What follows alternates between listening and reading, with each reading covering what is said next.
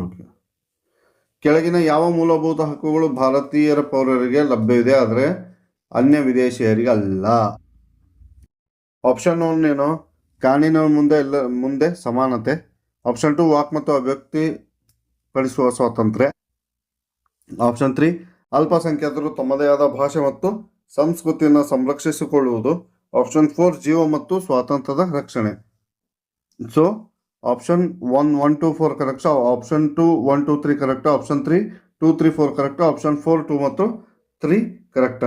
And the right answer is 2 and 3.